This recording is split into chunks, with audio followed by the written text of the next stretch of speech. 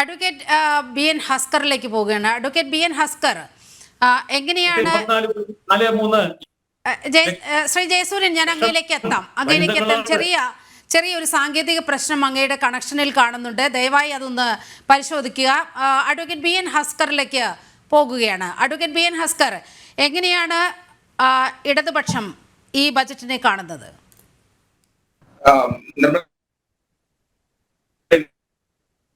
ഏറ്റവും അടിസ്ഥാനപരമായി കാണേണ്ടത് ഈ ബജറ്റ് ഒരു രാഷ്ട്രീയ നയരേഖയായിട്ട് മാത്രം അവതരിപ്പിക്കപ്പെട്ടിട്ടുള്ള ഒരു ബജറ്റ്.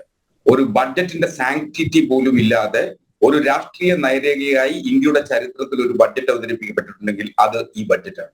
ഒരു സംസ്ഥാനത്തിന്റെ പേരുടെ 6 തവണ പരാമർശിച്ചുകൊണ്ട് അത് ഗുരുതരമായിട്ടുള്ള ഒരു സാഹചര്യം കൂടി ഈ ബഡ്ജറ്റിനുണ്ട് എന്നുള്ളതാണ് രാഷ്ട്രീയപരമായി ബഡ്ജറ്റിനെ കാണുന്നത്.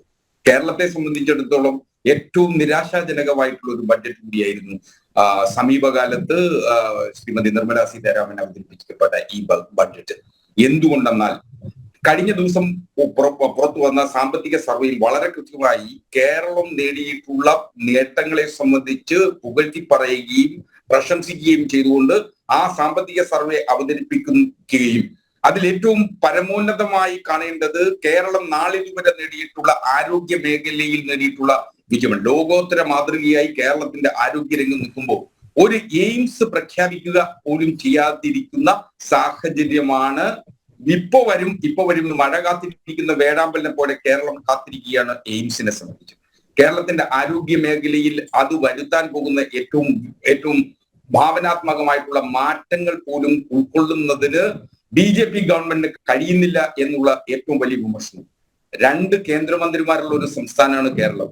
ആ 2 കേന്ദ്രമന്ത്രിമാര് ശ്രീ സുരേഷ് ഗോപി വളരെ കൃത്യമായി ഇതിനു മുമ്പ് പ്രഖ്യാപിച്ചിട്ടുണ്ട്. കേരളത്തിന് അടുത്ത ബഡ്ജറ്റ് സമയത്ത് ഒരു എയിംസ് പ്രഖ്യാപിക്കുമെന്ന് അദ്ദേഹം പറഞ്ഞു. പക്ഷേ അങ്ങനെ ഒരു എയിംസ് പ്രഖ്യാപിക്കുന്നതിന് BJPക്ക് കഴിഞ്ഞിട്ടില്ല, ശ്രീമതി നിർമ്മലാ സീതാരാമന് കഴിഞ്ഞിട്ടില്ല എന്നുള്ളതാണ് പരമപ്രധാനമായിട്ടുള്ള പ്രശ്നം. കേരളത്തിന്റെ വികസന സാധ്യതകളെ ഏറ്റവും വലിയ സാഹചര്യം സൃഷ്ടിച്ചത് കേരളത്തിലെ വിദ്യാഭ്യാസ മേഖലയാണ്.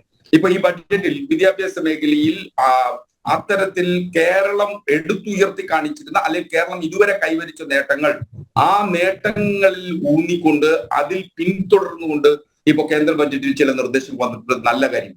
കേരളം ഇപ്പോ ഉദാഹരണമായി ടിങ്കർ ലാബ് ഹയർ സെക്കൻഡറി സ്കൂളുകൾ സ്ഥാപിക്കുന്നതിനു വേണ്ടി ഇന്ത്യ ഒട്ടാകെ തുക നീക്കി വെച്ചിരിക്കുന്നു.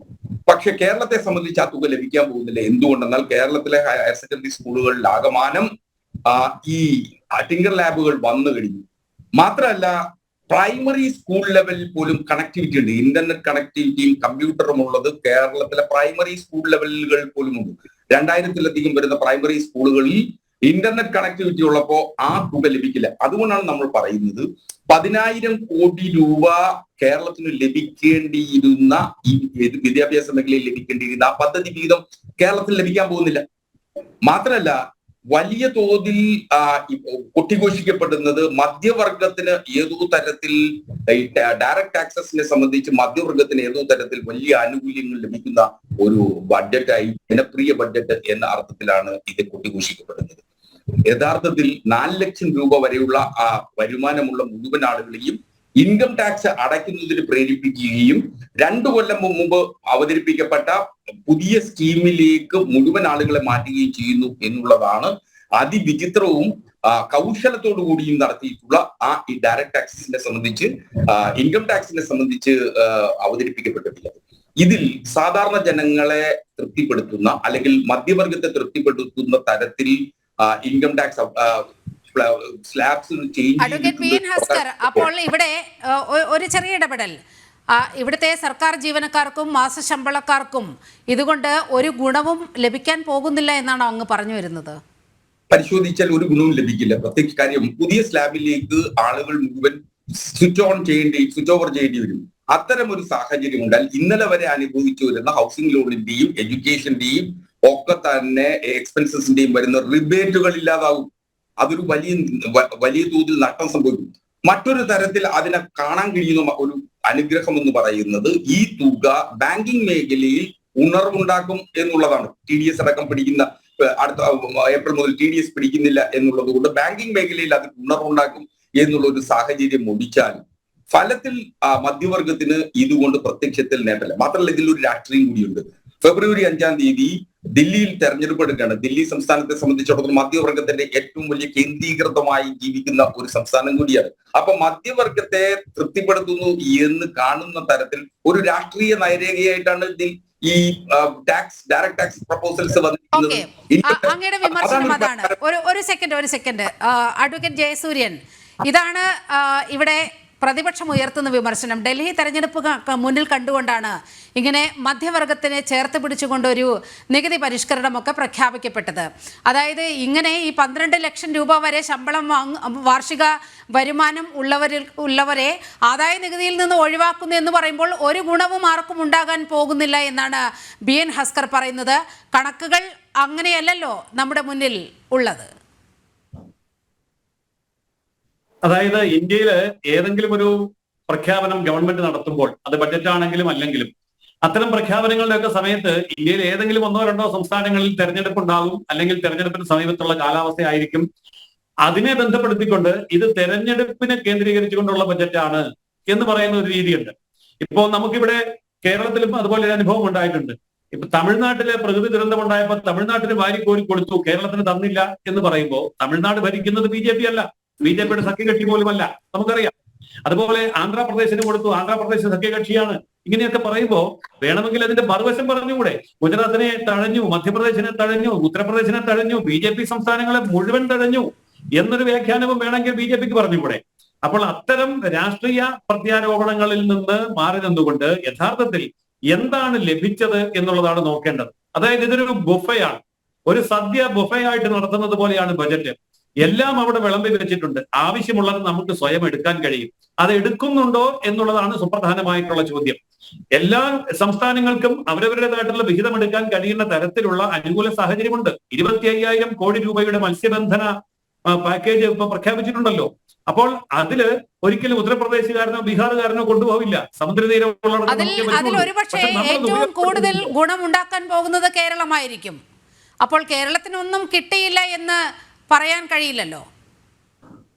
തീർച്ചയായിട്ടും കേരളത്തിനൊന്നും കിട്ടിയില്ല എന്ന് പറയാൻ കഴിയില്ല. ഇവിടെ ചെറുപ്പക്കാരെ സംബന്ധിച്ചിടത്തോളം MSME സെക്ടറിനും മറ്റും കൊടുത്തിരിക്കുന്ന കോടിക്കണക്കിന് രൂപയുടെ ആനുകൂല്യങ്ങൾ, അതേപോലെ പട്ടികജാതി പട്ടികവർഗത്തിന് കൊടുത്തിരിക്കുന്ന ആനുകൂല്യങ്ങൾ, ഇങ്ങനെയുള്ള ആനുകൂല്യങ്ങളൊക്കെ എന്തുകൊണ്ട് നമ്മൾ നേടിയെടുക്കുന്നില്ല എന്നുള്ളതാണ് പ്രധാനപ്പെട്ട പ്രശ്നം. കേരളത്തിന്റെ ടൂറിസം മേഖലയെ വികസിപ്പിക്കുവാൻ വേണ്ടി, വിദ്യാഭ്യാസ മേഖലയെ വികസിപ്പിക്കാൻ വേണ്ടി ഒക്കെ നമുക്കിത് ഉപയോഗിക്കാവുന്ന ധാരാളം കാര്യങ്ങളുണ്ട്. എല്ലാ ജില്ലകളിലേക്കും ഉഡാൻ സർവീസ്, നമ്മുടെ മലയോര മേഖലകളിലൊക്കെ തന്നെ ചെറുകിട വിമാനത്താവളങ്ങളോ അല്ലെങ്കിൽ ഹെലികോപ്റ്റർ ഇറങ്ങാനുള്ള സംവിധാനങ്ങളോ ഒക്കെ ബന്ധപ്പെടുത്തിക്കൊണ്ട് കേരളത്തിന്റെ ടൂറിസത്തെ കുതിച്ചുചാട്ടത്തിലേക്ക് കൊണ്ടുപോകാൻ ഈ അവസരം ഉപയോഗിക്കാവുന്നതാണ്. പക്ഷെ അതിനുള്ള പ്രോജക്റ്റുകൾ വെക്കണം. അതിനുവേണ്ടിയുള്ള മുന്നൊരുക്കങ്ങൾ നമ്മുടെ സംസ്ഥാന സർക്കാർ നടത്തിയിട്ട് ഇത്തരം കാര്യങ്ങൾ വാങ്ങിച്ചെടുക്കുകയും പ്രയോജനപ്പെടുത്തുകയുമാണ് വേണ്ടത്. ഉൾനാടൻ മത്സ്യമേഖലയിലും അതുപോലെ തന്നെ കടൽ മത്സ്യമേഖലയിലും ഒക്കെ തന്നെ നമുക്കിത് കൊണ്ടുവരാനായിട്ട് കഴിയും. നമുക്ക് വലിയ തുറമുഖങ്ങൾ വരുന്നുണ്ട്, നമുക്ക് വിമാനത്താവളങ്ങൾ ആവശ്യത്തിലേറെ ധാരാളമായിട്ട് വിമാനത്താവളങ്ങളുണ്ട്. പക്ഷെ ഇതിനൊക്കെ ഉപയോഗപ്പെടുത്താനുള്ള കർമ്മപദ്ധതി മുന്നോട്ട് വെച്ചുകൊണ്ട് കേന്ദ്ര ഗവൺമെന്റിന്റെ ഈ ബജറ്റില് ഇത്തരം കാര്യങ്ങൾ ഉപയോഗപ്പെടുത്താൻ നമ്മുടെ സംസ്ഥാന സർക്കാരിന് കഴിയുന്നില്ല.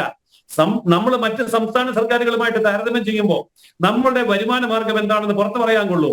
കടം മേടിക്കുന്ന, കള്ളു കുടിക്കുന്ന, ചൂത് കളിക്കുന്ന, പിടിച്ചുപറിക്കുന്ന ഈ 4 മേഖലയല്ലേ കേരളത്തിനുള്ളൂ.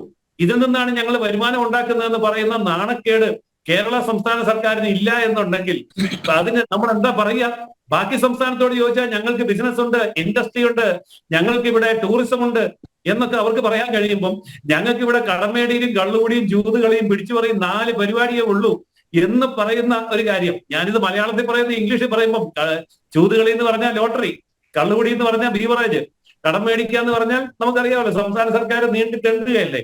പിന്നെ പിടിച്ചു പറിക്കുക, വണ്ടിയൊക്കെ വഴി പിടിച്ചു നിർത്തിയിട്ട് GST-കാരും അതുപോലെ തന്നെ പോലീസുകാരും ഒക്കെ പിടിച്ചു പറിക്കുകയല്ലേ. ഇങ്ങനെയുള്ള വരുമാനം അല്ലാതെ മറ്റൊരു വരുമാനം ഇല്ല. ആരെങ്കിലും ഒരു കട തുറന്നാൽ, ഫാക്ടറി തുറന്നാൽ പൂട്ടിക്കുക, അവനെ ആത്മഹത്യ ചെയ്യിക്കുക എന്നുള്ളതാണല്ലോ നമ്മുടെ സംസ്ഥാന നയം. ഇങ്ങനെ ഒരു സംസ്ഥാനത്ത് ഈ പറഞ്ഞ പോസിറ്റീവായിട്ടുള്ള ഏതൊരു പദ്ധതി വന്നാലും അതിനെ ഉപയോഗപ്പെടുത്താൻ കഴിയാതെ പോകുന്നത് നമ്മുടെ രാഷ്ട്രീയ സംസ്കാരത്തിന്റെ കുഴപ്പമാണ്. അപ്പോൾ മറ്റ് സംസ്ഥാനങ്ങളൊക്കെ ഇതിനെ ഉപയോഗപ്പെടുത്തുന്നത് പോലെ